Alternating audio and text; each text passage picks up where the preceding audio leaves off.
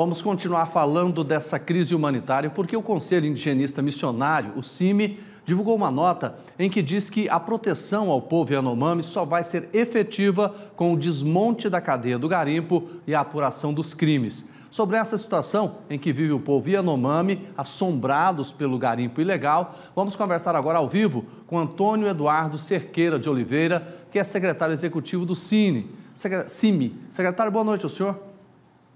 Boa noite e boa noite a todos os ouvintes da TV Pai Eterno. Secretário, eu queria saber do senhor como é que seria esse desmonte efetivo dessa cadeia do garimpo, na opinião do CIMI?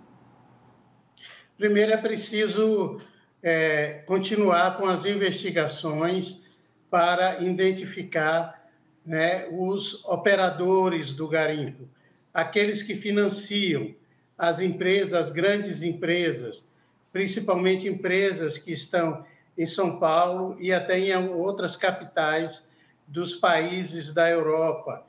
É necessário que essa investigação ela seja mais ágil, no sentido de coibir que essa prática ela flua para outros territórios indígenas.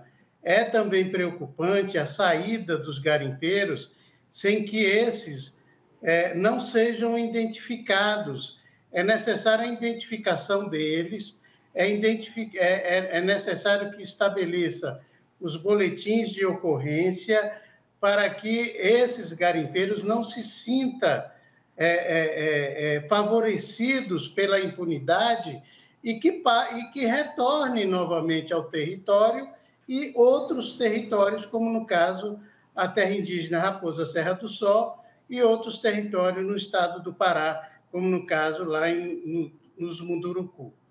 Secretário, do jeito que está sendo feito, os donos desses garimpos, que são as pessoas que financiam tudo isso aí, eles não serão responsabilizados criminalmente?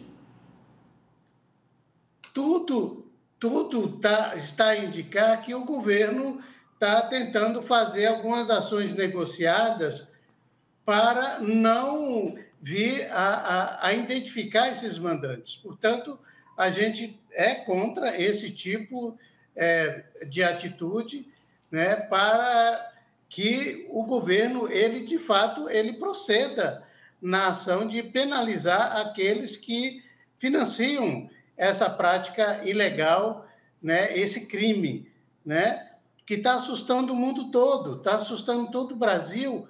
O que ocorreu no território Yanomami e com os Yanomamis.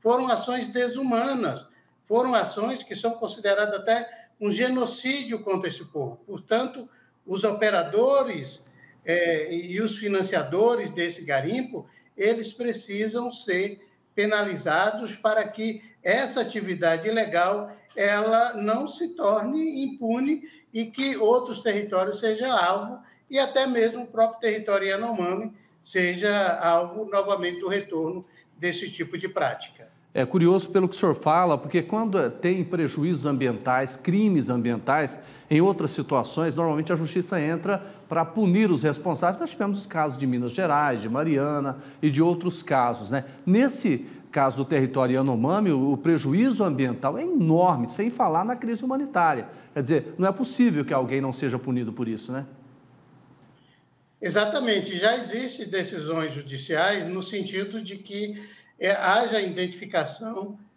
desses financiadores e a devida punição.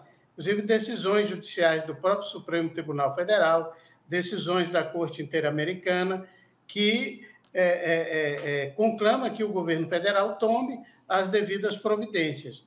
Continuamos reforçando essas medidas, essa reivindicação, para que essas medidas sejam tomadas, porque, caso contrário, nós podemos ter o retorno dessa tragédia a partir do ano que vem, porque isso já foi verificado. Os garimpeiros eles saem, depois eles retornam, porque não existe a penalização para esse tipo de crime e esse tipo de ação nefasta contra a vida humana, contra o meio ambiente, como você bem ressalta. O território ele está em sua boa parte, destruído. A água está contaminada.